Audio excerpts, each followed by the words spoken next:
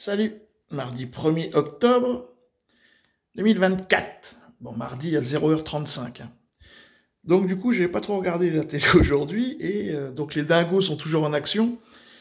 Et donc c'est bien ce qui me semblait, que là, c'est l'armée libanaise qui se positionne dans le sud, parce que les Israéliens, ils veulent rentrer au Liban, comme s'ils étaient chez eux. Et donc ils ont encore bombardé, je sais pas, ils tuent plein de gens. Ils sont en train de tout détruire comme d'habitude. Ils demandent aux Libanais de sortir des quartiers. Ils refont la même chose qu'on a vu faire sur Gaza, quoi. C'est la même technique et tout ça. Bon. Et donc, du coup, ça me paraît quand même très bizarre, cette histoire de Hezbollah, là. Bon. En tout cas, la France envoie un bâtiment, tout le monde s'y met de ces petites... Bon, on va voir, hein. C'est la guerre, quoi. Bon. Ça commence, alors, comme ça va durer encore un an. Du coup, ils sont sur les plateaux, ils doivent être excités comme des fous et tout. Écoutez ce qu'elle dit, la meuf, là, c'est elle, là.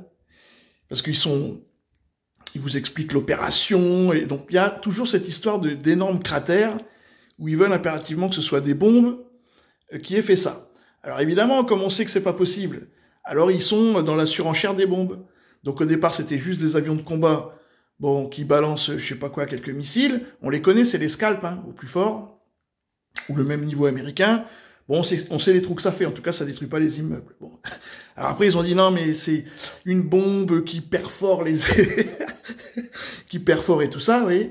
Mais bon, comment on fait pour trouver une bombe qui arrive à perforer 30... Enfin, je veux dire, 10 étages, même 20 étages, voilà, puis encore chercher le bunker, exploser, enfin, pour... Tout ça tiré d'un avion, hein. Alors là, maintenant, ils ont trouvé une nouvelle bombe. Écoutez ça. C'est un truc de fou. Mais vraiment, hein, c'est des malades. Parce qu'en fait, ça a été explosé par le dessous. Alors, faut qu'ils justifient qu'est-ce qui a pu faire un tel trou. Israël ira jusqu'à là, je ne sais pas. Quand on voit l'ampleur du cratère, d'où a été tiré le corps de Nasrallah, la capacité israélienne de frapper des bombes pénétrantes qui descendent combien de tonnes? 83 tonnes. Voilà, qui descendent plusieurs, peut-être une dizaine d'étages extérieurs et 3, 4, 5, 8 étages à l'intérieur. Est-ce que ces bombardements peuvent avoir lieu demain contre une... Ce qui prouve que ça a été fait de l'intérieur, c'est qu'il n'y a plus de matière. Normalement, ça devrait être... Bon, mais ça, c'est pas sa histoire. Donc, vous avez vu la bombe? 83 tonnes. Une bombe de 83 tonnes. Tirée par un avion. Bon, les avions qui tirent ça, ils font 20 tonnes. Vous voyez, ils ne savent pas comment il y a pu y avoir un cratère comme ça.